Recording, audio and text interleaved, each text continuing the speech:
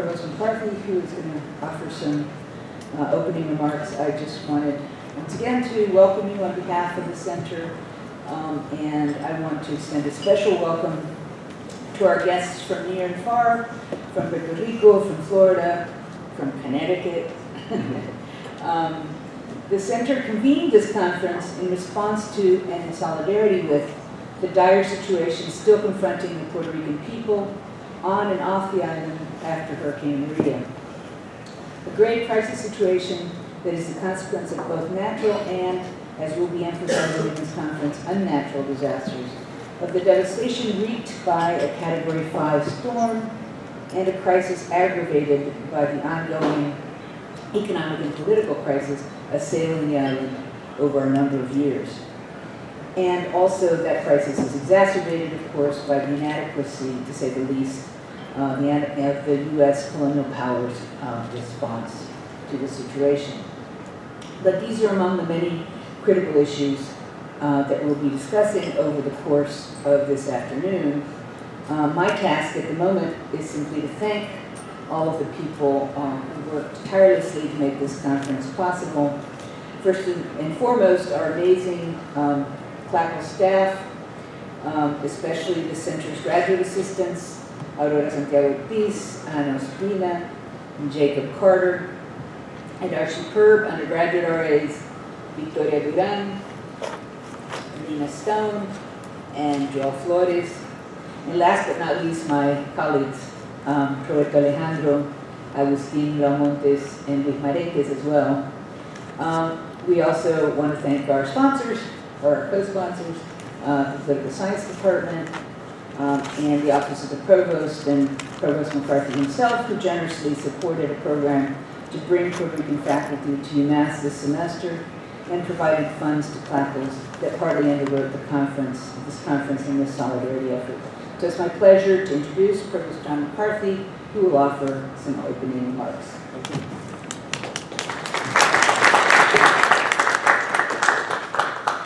Thank you, César. Welcome to UMass Amherst. We are delighted to host this event today and to welcome visitors from the University of Puerto Rico and other institutions, as well as Councilor Roman from the city of Holyoke. I would like to acknowledge the leadership of the UMass Amherst faculty who have guided our efforts in support of the people and universities of Puerto Rico. They include Professors Alvarez, Briggs, Alejandro, Laomontes, and Marentes, as well as Deans Hayes and Hurd, and I hope I haven't missed anyone.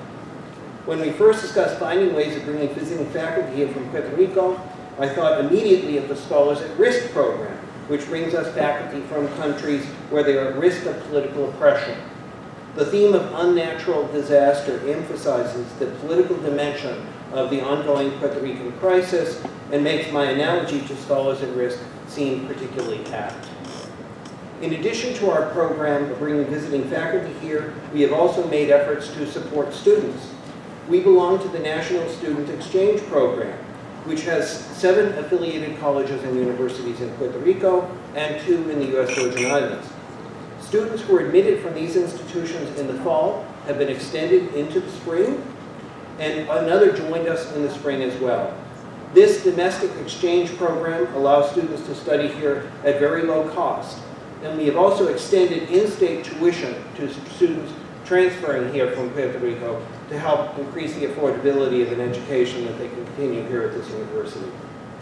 I would also like to acknowledge the work of the Center for Latin American, Caribbean, and Latino Studies in connecting with the university with the Puerto Rican community in Western Massachusetts, particularly Holyoke. Holyoke High and Holyoke Community College are valued partners in our efforts to increase the diversity of our undergraduate students. Last year alone, we enrolled almost 190 new students just from Holyoke Community College. Thanks to partnerships like these, the diversity of our entering class in the last fall was the highest it has ever been, with 30% students of color. After reviewing the program for this afternoon's conference, I regret that I cannot remain to participate. It sounds fascinating, and I wish you all the best. Thank you.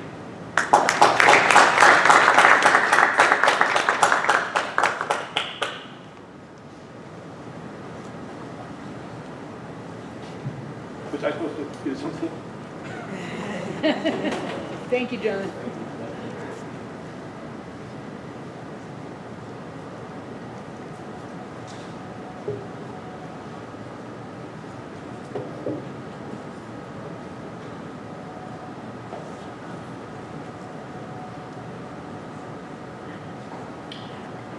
Thank you to all of you for being here, and thank you to John McCarthy, our provost. Thank you for the solidarity that you are showing by attending this conference at this important and historic moment for our nation in Puerto Rico. It is a privilege to introduce to you Professor Arturo Massol, who will be the first keynote speaker of this conference. Arturo Massol is Professor of Biology at the University of Puerto Rico in Mayaguez, the most important center for engineering sciences on the island. He is also the president of the board of directors of Casa, Pueblo, the premier community-based project in Puerto Rico. Against a background of sometimes literal darkness, Casa Pueblo has emerged as a luminous, shining example of what can be done and what must be done rather suddenly all the shortcomings of a political order come to the forefront. In almost 4 decades, 38 years, Casa Pueblo has shown the way toward a Puerto Rico where solidarity is not a slogan on May 1st parade. It is a reality with nature, forests, farmers, communities, and solidarity emerges as the ground to build new forms to develop our individual and collective potentialities. Casa Pueblo spearheaded the creation of 2 forest units, the community management of these forests, a communal radio station now 10 years in operation, the harvesting of their own coffee brand, Café Madre Isla. All of these projects are financially self-sufficient, no doubt. These are actions that lay down the groundwork for a new social power in a culture defined by dependence and political patronage.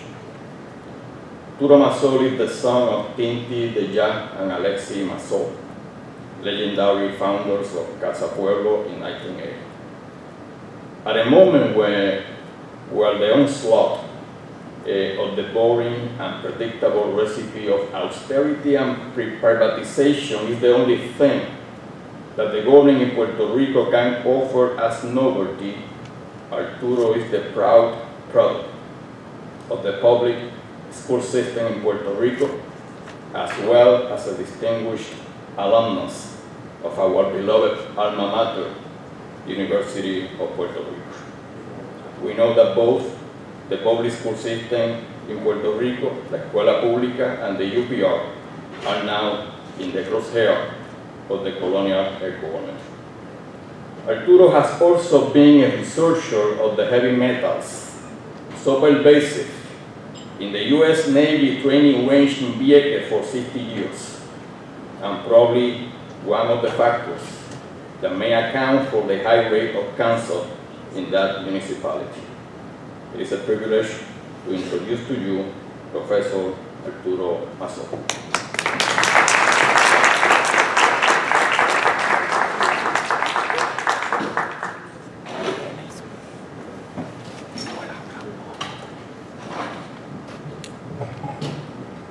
I want to thank you all, and Roberto, the organizers, for the opportunity and the invitation to be here at Amherst to talk to you of what we have been doing for the past 38 years. This is my father and my mother still working at Casa Pueblo and directing what is taking place in our community center. But the meaning or the most important or the significance of what Casa Pueblo is doing, you need just a little bit of background. This is the only image I'm going to show you about the current political situation of Puerto Rico. In 1898, the U.S. Navy took over Puerto Rico, and we have been a colonial territory of the U.S. for 120 years. So whatever I show you today is what a community is building from a bottom up to take control of our own destiny, regardless of all of the political, military, and economical constraints that we have to face as a colonial territory of the U.S. And with that colonial process, in the 1950s and 1960s, the island was studied, and 17 different copper, gold, and silver deposits were identified up in the mountains where I am from. And in 1980, the government decided that the best way to face the crisis, the economical crisis at that time, which is pretty much what we have been living forever, was to do open pit mining for that area. 17 deposits were identified in 37,000 acres. And the only technology available for the mining is what we know as open pit, which is very destructive to the forest, to agriculture, to the environment, and mostly damaging for the people. So the origin of Casa Pueblo was actually in 1980 to face this threat, the threat to our natural resources. And we got organized, and we learned about open pit mining, and we went to all the communities with the knowledge that you can gather from the understanding of this specific proposal for the island. We went to every single barrio in Adjuntas, to multiple communities, and at that point we decided that it was important for the community to show the opposition to the mining proposal. And after our first event, only one person showed up at the main square to protest open pit mining in the island. Only one person. At that point, we realized that knowledge itself was not enough to promote a change for our community. Knowledge is important. But I have to tell you that in 15 years from one person, we were able to change that reality, and 15 years later, the same square, main square, was transformed full of people, celebrating a change in public policy that prohibited open pit mining in Puerto Rico, and that was our first major success in defending our national territory. As I told you, knowledge was not enough. I'm not going to tell you exactly how we went from 1980 to 1995, but I have to tell you that we developed our own social equation based on science. Of course, knowledge can be scientific knowledge, traditional knowledge. There's different ways to raise knowledge, but also to embrace our culture that give us identity, to build community, in order to promote change. And Casa Pueblo is a community organization that is promoting changes for Puerto Rico. If you want to read exactly what we did, there's a few publications that you can get. But we started facing open pit mining at some point, and we ended up changing the forest policy in Puerto Rico 30 years after. So I invite you to check specifically on that historical period, which is, I think, extremely important for what I'm going to tell you right now. This is Casa Pueblo. Casa Pueblo in 2018. We have been running with solar power since 1999. This is the latest upgraded version of our solar system. We have the main house. The yellow building, we have an auditorium, an ecology lab, a school of music, we have an art gallery, we have a radio station in the back and a butterfly garden among 2 different state forests that we're managing since 1996. As I told you, we have been running, what you're gonna see is that what we are stating for Puerto Rico, what we are promoting for Puerto Rico is not just ideas. I want to show you what we're doing. And that's, I think, the best thing I can do, so you can see that our record basically back up our ideas. So moving from fossil fuels to be more environmentally and ecologically responsible, to reduce the footprint of Puerto Rico, to embrace sustainable development. We have to do it, and one of the critical agenda is to face the energy agenda. Our first installation actually was done from Casa, Pueblo as a solidarity effort. It was done in 1999 as well. And we went to the island of Vieques, in which people were facing the US Navy, and civil disobedience camps were established. We went to Monte David, the first civil disobedience camp at the former US Navy bombing range, and we installed our first solar system to help them recharge their communication equipment, to light up some lamps and some basic needs.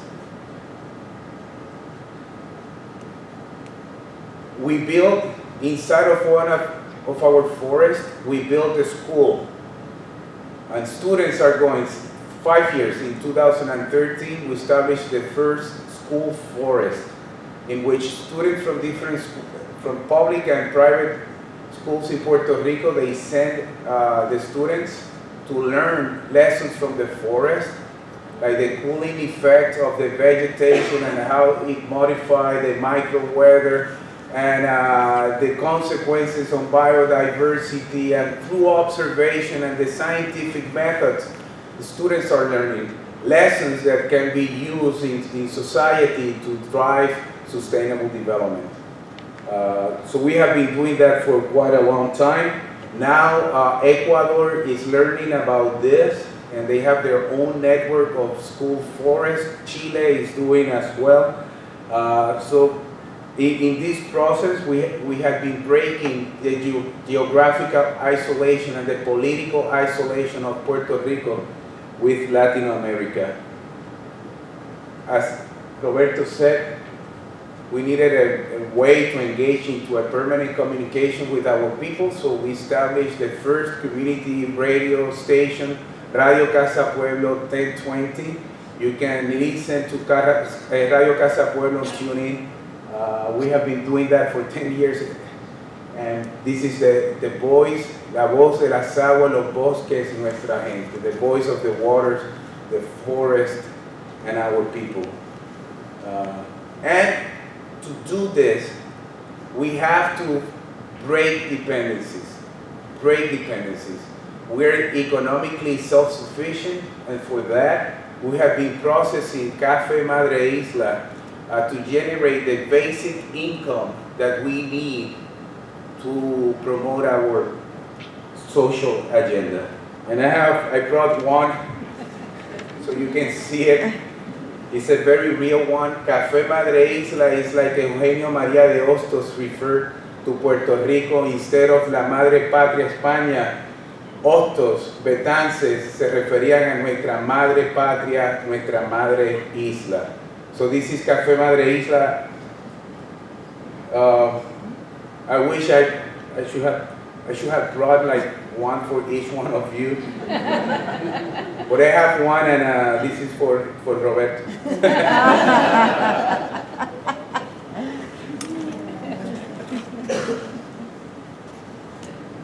It is the best coffee, I mean.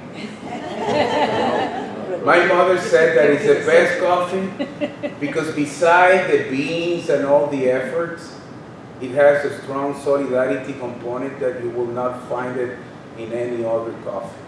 Whatever we earn from that coffee is used for everything I'm going to tell you right now.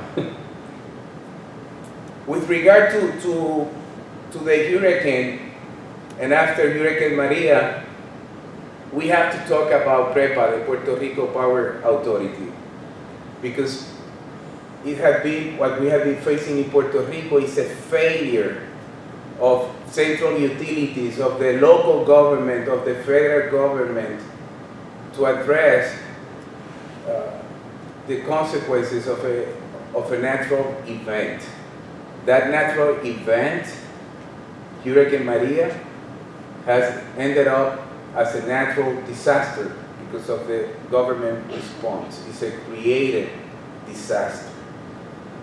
In the case, one of the most significant damage was done to the power authority, which runs on a model of dependency on fossil fuels, 99.9%, and actually like 50% of all the money that we pay to PREPA goes directly to pay fuel. So it's a very expensive. Puerto Rico is a market of this fossil fuel industry that we know are mostly responsible for global warming.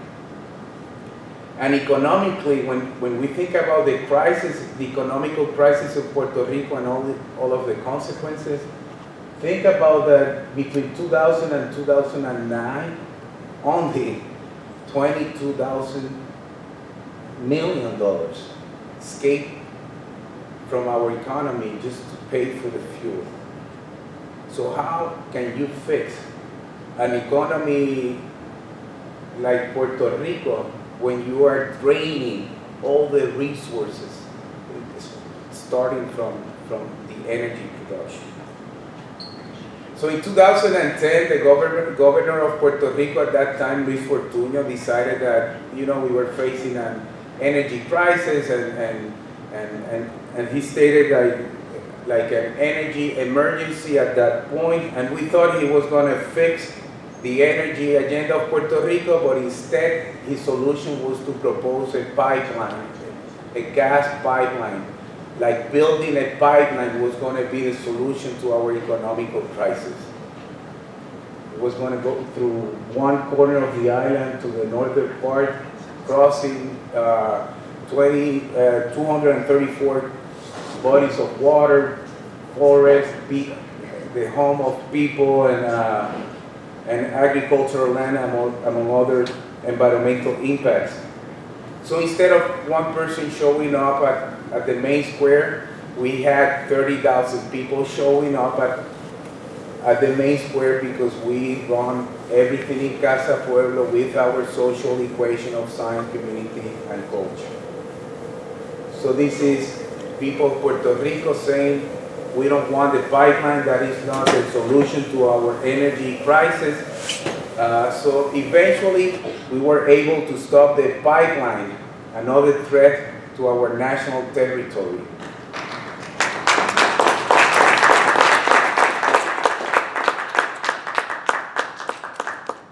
Years after, the same PREPA company came with, oh no, now we really have an energy emergency, and with the economical crisis, we have to do something. The next proposal from the next government was to hire this lady and her company to take a lot of austerity measurements, draining millions and millions of dollars from PREPA and from Puerto Rico to basically put Puerto Rico and the energy infrastructure in such a fashion that after Hurricane Maria, this is PREPA's performance. A basic blackout. Everything. Because all of the austerity measurement, PREPA was unable to have an infrastructure ready to face natural events like hurricane storms, lack of maintenance, and lack of potential to restore the system after the hurricane. So this is a broken infrastructure. And most of the damages that we're facing in Puerto Rico still today, almost 7 months after, are still related to the power authority. Death, more than 1,000 deaths in Puerto Rico after Hurricane Maria are related to the power infrastructure and the failure of the government to help people. So now we have another energy emergency and we have a new governor, and what he is proposing is to privatize the Puerto Rican Power Authority, and instead of that, that's a change in their, they call it a change in the energy model, but I think en el modelo de saqueo energético, that's what they're basically changing at this point. Nothing actually that will put Puerto Rico in a better situation. So for us in Casa Pueblo, facing the public or the private exploitation, the energy exploitation is not necessarily the right dilemma. The one that we think needs to be addressed, and it's not there, is energy dependency versus energy self-sufficiency.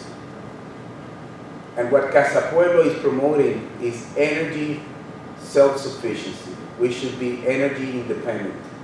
Regardless of the political destiny of Puerto Rico, we need to address the energy issue differently. This is Casa Pueblo the day after the hurricane. We were able to open the house for people to get there. It was used as an energy oasis. People plugging in their respiratory equipment, recharging their cellular phone, even though there was no cellular cell signal. But the cells were used for taking pictures or illuminating, for entertaining. I mean, they were using the cells for other purposes. But immediately, Casa Pueblo was fine. I mean, we have the solar system. We were back to business, let's say, the day after. But we needed to change our agenda because we needed to engage to help local people. And the first initiative that we started was to light up Puerto Rico with the sun. Not as an opportunity, oh, there's an opportunity to call for clean energy sources, but more as a necessity to deal with the situation. So I have to say that we're very grateful to all the people from the States, the diaspora, even people from University of Massachusetts. We got emails, and I don't know the person, but they got organized to support what Casa Pueblo was doing. The University of Idaho, Texas A&M, Michigan State, University of Michigan, as well as other friends of Casa Pueblo. And what we did was ask not for money, but for solar lamps. They were sent to Houston, and in Houston, Marian Cabanilla was able to put them on an airplane. And regardless of las leyes de cabotaje, within a week we were getting the lamps in Puerto Rico, and we took them to adjuntas, and so far we have been able to distribute more than 14,000 of them. Not only in adjuntas, not only of a single model. What we asked people was, and I got this question quite often, which lamp is the best lamp? And we told them, the one you can get and send to Puerto Rico. So we had different models and they work.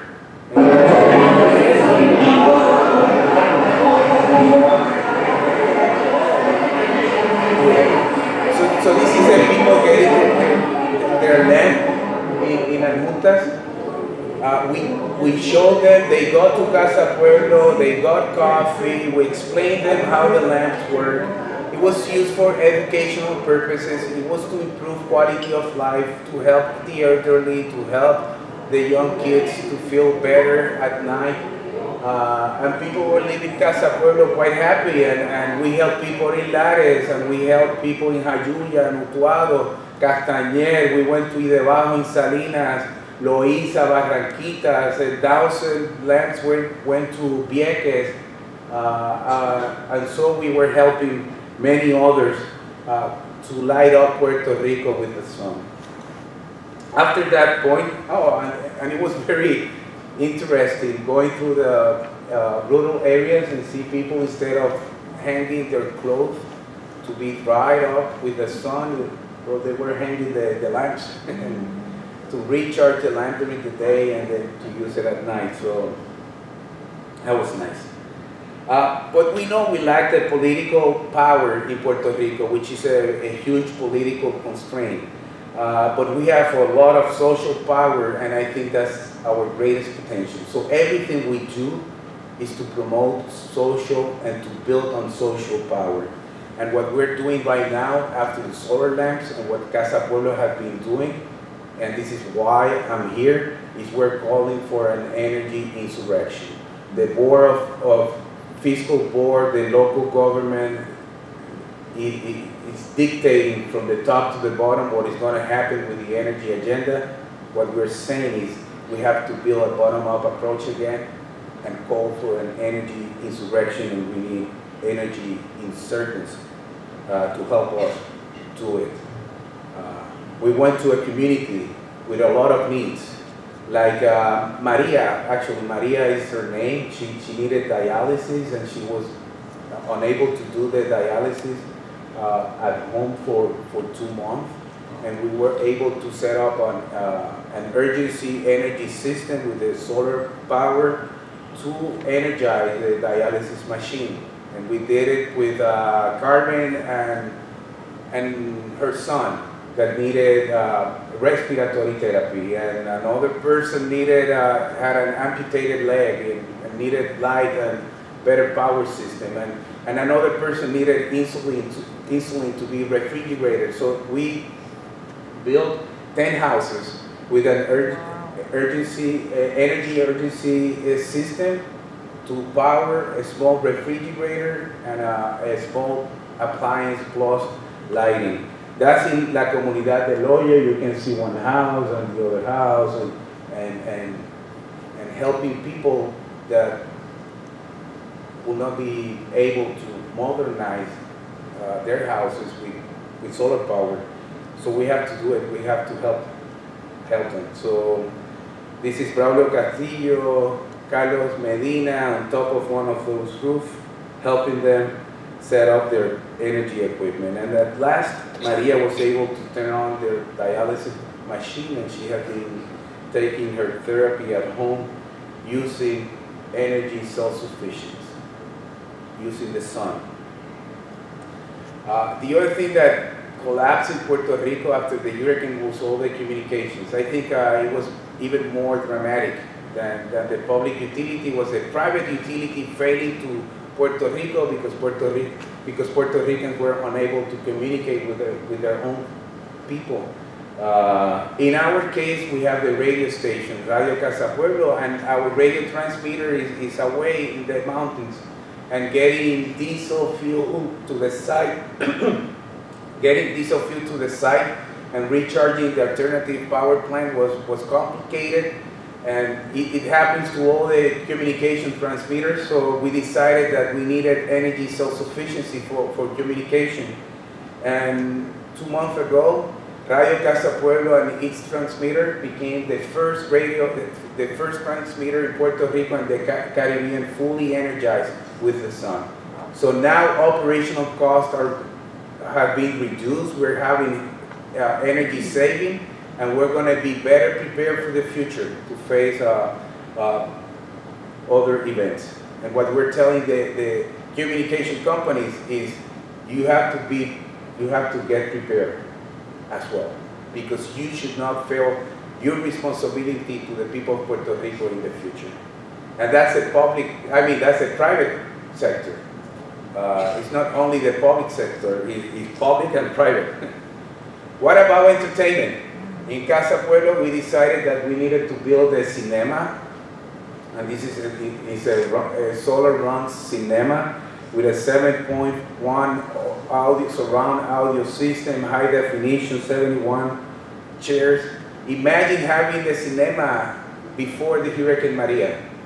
Imagine people the day after, and the students, the young people, with the possibility to get to a cinema and see something in order to organize a response to the hurricane consequences, but also learning and dealing with entertainment. So we're working with the community, we're working with communication, we're dealing with promoting alternative educational opportunities for the people of Adjuntas. For the cinema, Antonio Martorell is working on we're going to modify the walls of the cinema for acoustic purposes, but it's going to be a piece of art. So if you go to our cinema that will be inaugurated on April 29 with the movie New Yorican Basket, you can either watch the movie or you can spend your time watching at the walls and enjoying the art of Antonio Martorell. What about for economical activation? This is Barbero Pérez. So we want to improve economical opportunities in Puerto Rico, specifically in Adjuntas, and we built, Barbero Pérez now runs on solar power. So regardless of the hurricane, regardless if the power utility system fails, now this barber can keep working and earning money for his business, for his family, having economical savings, because now the power bill is nothing, and now the conversation to move, we want energy insurgents, is no longer taking place in Casa Pueblo, now it's in Casa Pueblo, it's in the community El Hoyo. Now the people talk about solar power and the importance of energy independence at the barber shop. We're going to do 5 colmados, mini markets in the surrounding rural areas. We're going to do a lechonera, una ferretería. So we want to change the energy landscape of Adjuntas as a new reference model for Puerto Rico. This is the original refrigerator we gave to the people in El Hoyo. It's a small but big enough to keep insulin safe and other medication. But what about food security? What about giving them a real solar refrigerator? And this is el carpintero Pérez. No, él no se llama Pérez. Pérez es el barbero. No recuerdo, pero I know he's the carpenter of the town. So we want to help people that are working. And you can see the face of happiness of solving at last a critical issue that energy is necessary to keep food safe. But what about getting more than 1, 2, 3, 4? What about going and installing them on the roof of these houses in places that have been without power for 7 months? They're so efficient, these energy refrigerators, that they only need 1 solar panel. A solar panel that can be kept inside if it's a warning for another storm shows up. They can remove the solar panel, keep it safe, and they're gonna be safe. And this is families that right now, this is 2 weeks ago, we started installing the solar refrigerators, and this is one family, and the other family, and the other family. This is another family in another barrio, Vegas Abajo, in Juan González, Las Minas, and Tanamá. And what we are doing is installing up to, at this point, 54 solar refrigerators, at least 5 units per barrio. And the idea is, like Casa Pueblo was an energy oasis for the community, now you have food energy oasis at each rural area in Adjuntas. And we're setting up another reference, because La Mueblería, the furniture store, and all of these people sell these refrigerators. Why not providing it to the people of Puerto Rico the opportunity to buy a solar efficient, solar powered refrigerator for people to be better prepared for the future?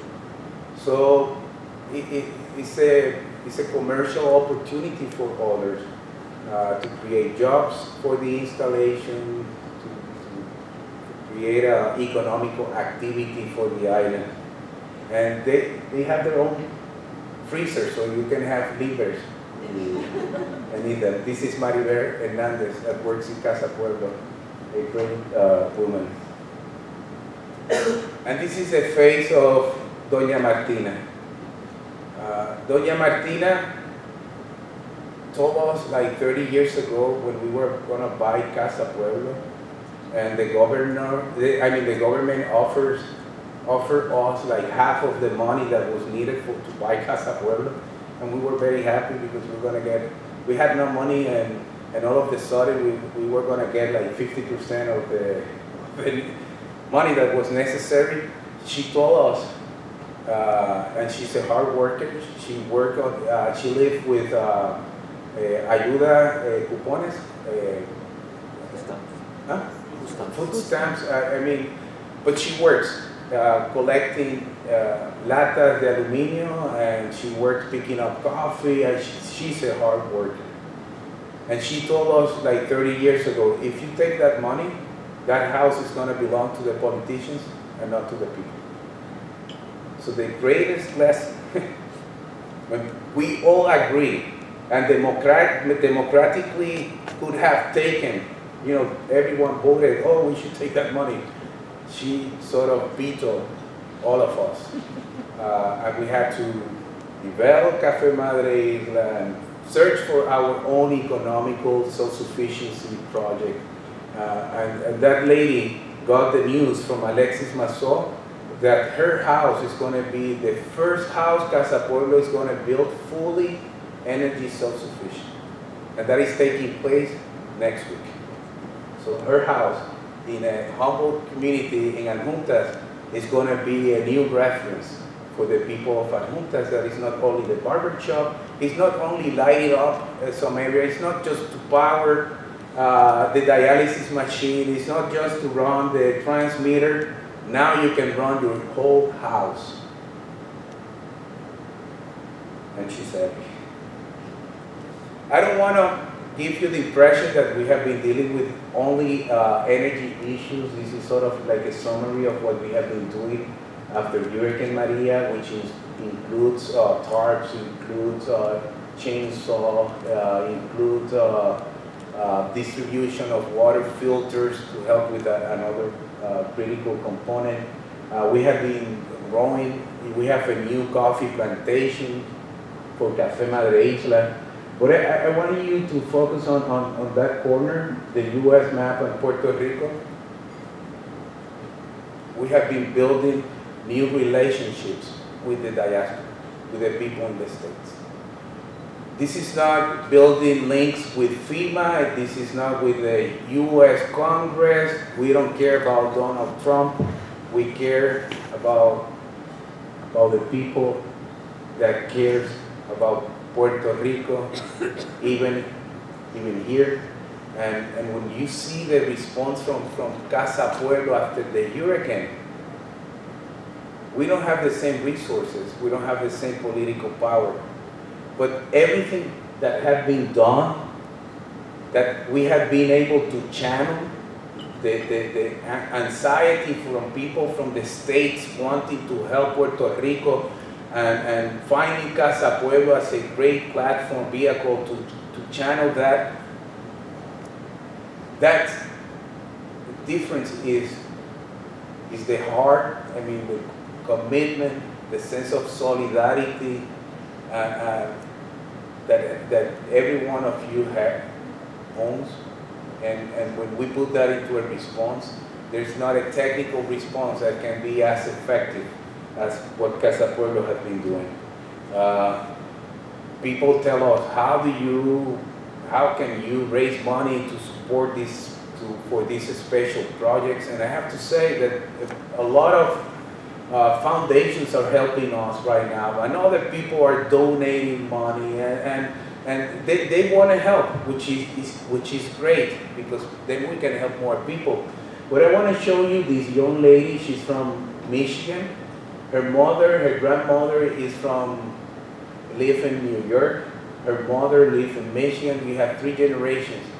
And that young lady painted those t-shirts, and she sold them in Michigan.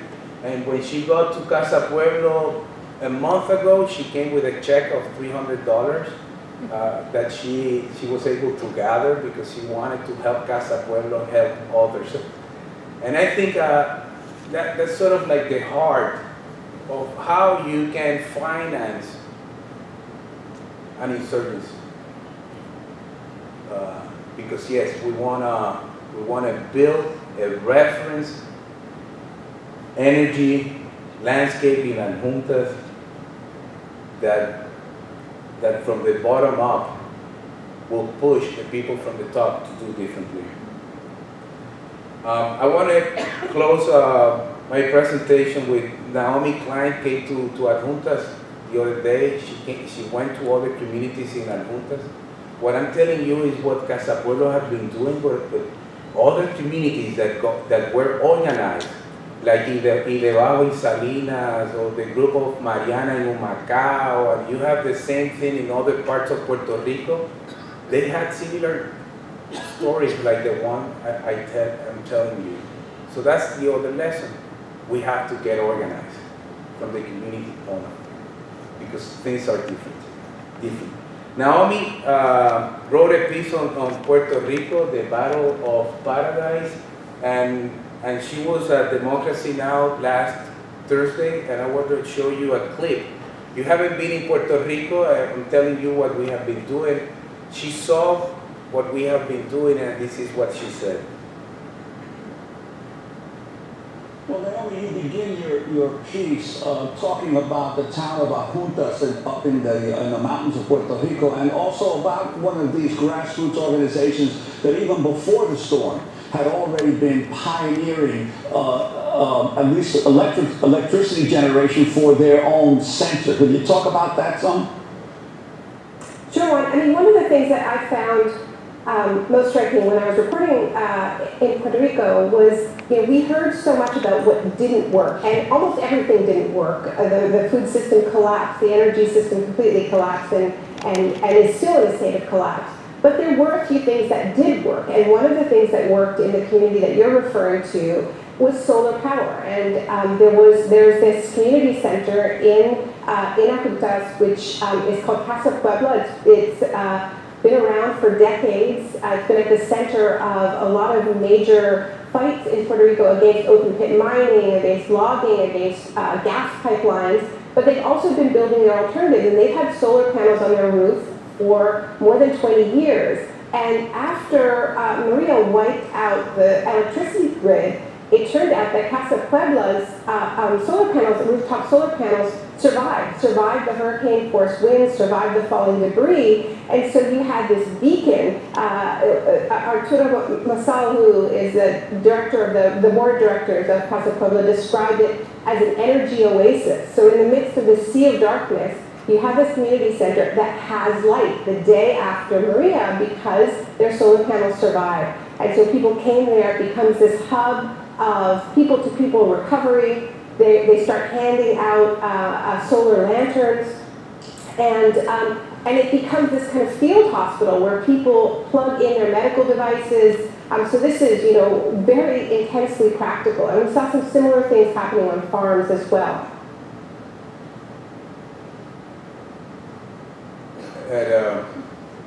She signed her book that no is not enough. And I think what I'm showing to you as well is how yes looks like. Saying no to fossil fuel is not enough. We have to build a different future. And I think we have to actively engage, and I think it is doable, it's possible. And for that, I can show you my island of Puerto Rico, and what we're fighting is for energy independence. Thank you.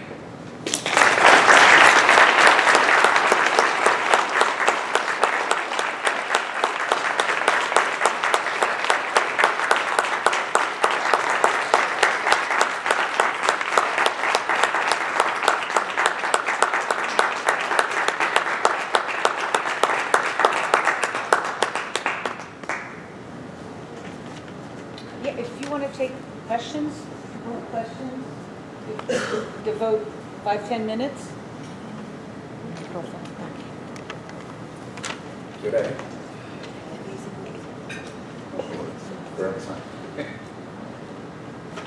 Buenas tardes. Good afternoon. I don't have a question. I just want to thank you so much on behalf of all of us here who the day Maria arrived, el día que llegó Maria. I told my sister on the phone before I didn't talk to her for 2 weeks. Yo le dije, este huracán no va a ser el huracán, la tormenta de nuestra niñez. This is not going to be the same kind of hurricane. And so, your call for an energy resurgence now is really vital for the future of humanity. So thank you for your vision. Thank you for your work. Dios los bendiga y desde aquí estaremos presentes. Muchas gracias.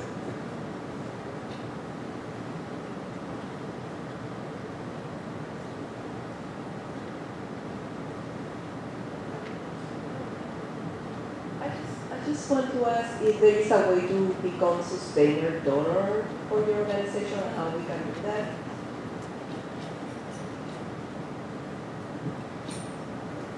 There's in our web page, casapueblo.org, there's a link for PayPal donation. People have been sending support by regular mail, which fuels what we have been doing, and we want to do much more. So if you want to support us by that, but the kind of support that you've given us, like putting your heart with tears,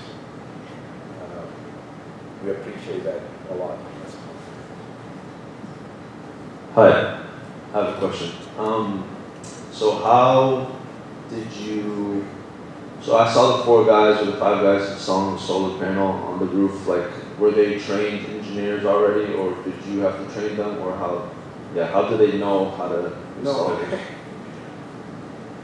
It's part of the story, but we have one of the members of our board is Dr. Harrison Beauchamp. He's an electrical engineering professor at the University of Puerto Rico. He worked on the design. Braulio Castillo is a technician that Casa Pueblo hired specifically to help us, help others with the installation. Carlos Medina is from Adjuntas, and he's learning with Braulio how to do it. And one of our commitment is to teach others more in depth what clean energy source and solar power is about. So the first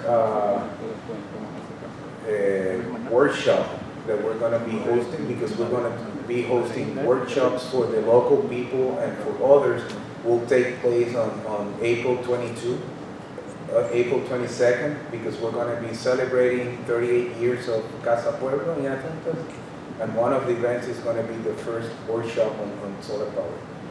So we got people who knows about this, and we want to teach others. That's how we built nuestra milicia de energy insurgents.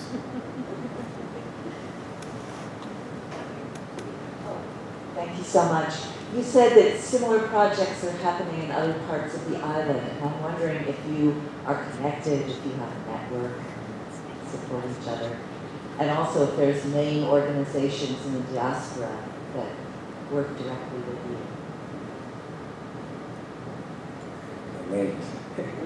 Well, in Puerto Rico, we know each other, and we have been facing similar battles and challenges, and in different ways we're helping each other.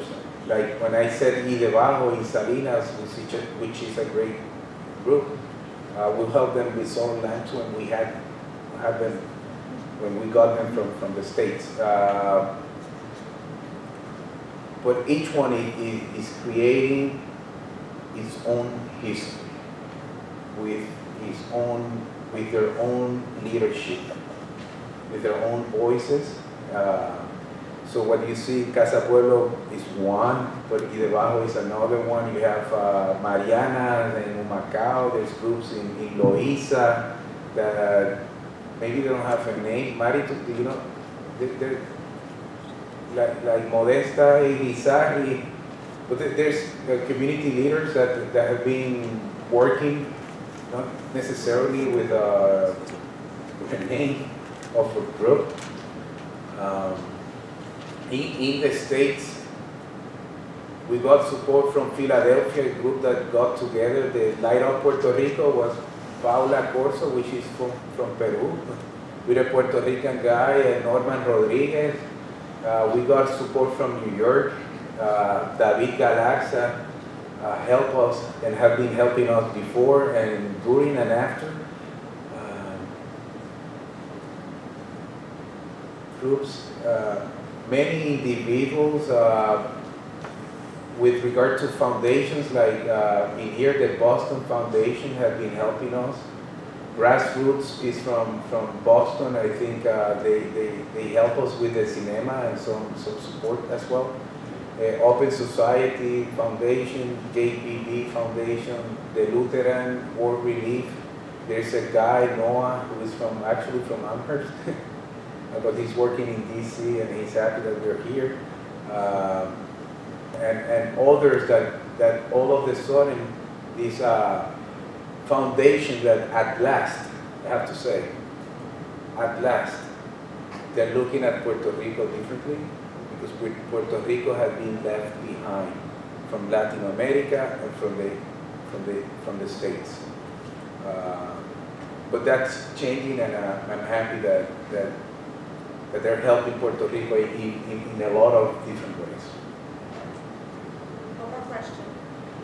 Thank you so much for your talk. I'm interested also in other aspects of independent, sustainable development, for example, food sovereignty and a kind of sustainable agriculture, not just energy. So can you tell us a little bit about those attempts to try and create solidarity economy of that sort?